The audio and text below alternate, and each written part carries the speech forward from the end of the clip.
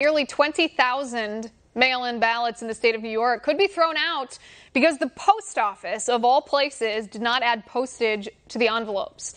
The New York primary was held more than 2 weeks ago, but it was only within the past few days that the New York Board of Elections admitted that up to 4% of the mail-in ballots might be discarded and the votes not counted because of the postage issue.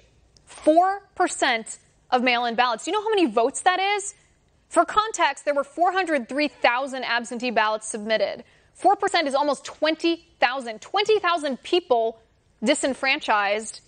And yet, the Democrats want everybody to vote by mail and won't admit the drawbacks and the vulnerabilities to fraud of universal mail-in voting. Imagine if the election were close. 20,000 votes is a huge number.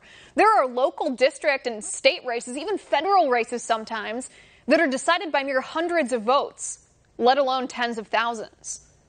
And so what's the Democrats' solution to this? To count the ballots without postage, just count them anyway? Even if that's basically a handwritten invitation for voter fraud?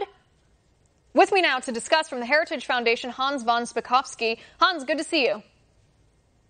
Hi, Liz. All right, Hans, first of all, how does this happen? I mean, it's ironic in a sense that it's the post office because it's just another government entity messing up yet again. Right. The thing is, this is not unique. This is the New York election, but remember, the Wisconsin primary in April, they found literally hundreds of absentee ballots in a mail processing facility after the election. The District of Columbia and Maryland, their primaries recently, they had huge problems because absentee ballots that had been requested by voters were not delivered in time for the election. This is a constant problem with mail-in elections, and it's just going to get worse if all of these states have huge increases in the number of mail-in ballots in the November election. So what do Democrats foresee, or what's their plan to deal with this? Because when you have these baskets of ballots that are found in Wisconsin, or 4%, I mean, my goodness, 4% of absentee ballots in New York that don't have postage on them, what do the Democrats intend to do? Do they intend to just discount those people's votes after they claim that universal mail-in voting gives everybody a chance to vote? Or are they going to literally count the ones that could easily have been falsified?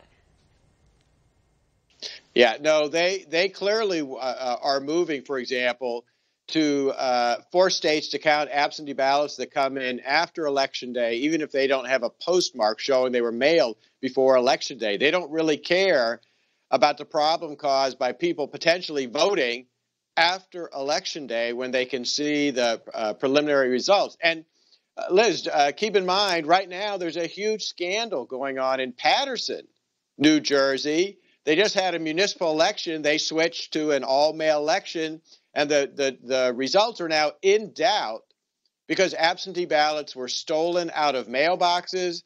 They received absentee ballots where the signatures don't match, indicating somebody else had voted them. And in fact, it's so bad, they've already arrested 4 local individuals, including a vice president of city council, for engaging in a massive absentee ballot fraud scheme.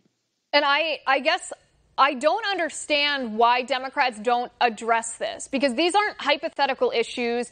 They're not small examples of an isolated issue somewhere that would be awfully hard to scale, to size, to impact a state or a federal election. These are legitimate concerns about the vulnerability of a system that's supposed to protect the integrity of each and every one of our votes. Why won't Democrats say, okay, here's how we plan to address that?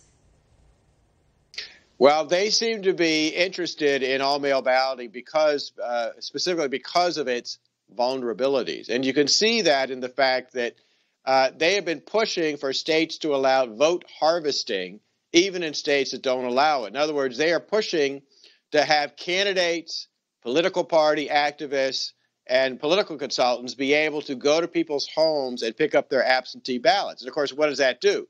That makes those voters vulnerable to intimidation and pressure by their candidates. That, I think, reveals what their motives are when it comes to all-mail elections. I mean, there was video. It was actually from one of those Ring doorbell systems captured right here in California of a young woman who was going door to door offering to do this ballot harvesting that you're talking about, because it's actually legal in California, of course, the liberal haven, offering to deliver voters mail-in ballots to their polling place, but only if the voter was Democrat. She wasn't going to deliver the ballot if it was a Republican ballot.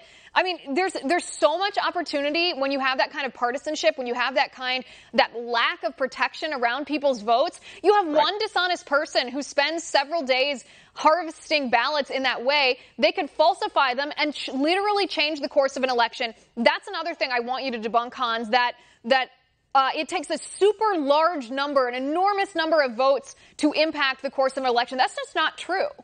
Right.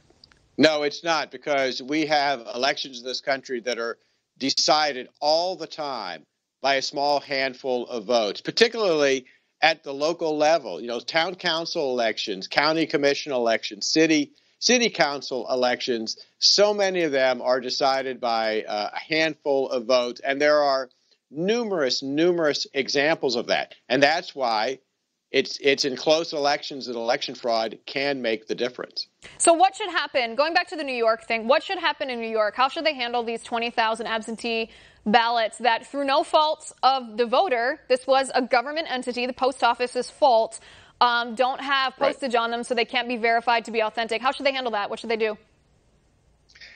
That is a very difficult problem, and frankly, I'm not sure how they can handle it. What it does show is that election officials all over the country have to approach and talk to the U.S. Postal Service, because this is the kind of thing that can't happen again. The danger with these ballots is we don't know if they were voted after Election Day, so counting them could be a real problem. But again, that shows why we should not be increasing vote by mail. Well, I think when there are situations where the solution is a lose-lose, either you accept a vulnerability of fraud or you disenfranchise voters, then you devise or design a system that avoids that situation. That's what we're trying to say here, that when you have universal mail-in voting, you're going to have these lose-lose situations. So avoid that situation in the first place so that decision doesn't have to be made. It doesn't take a rocket science to do this. Democrats should answer to voters, because it's going to be us and our votes that are diluted and harmed and possibly not counted or even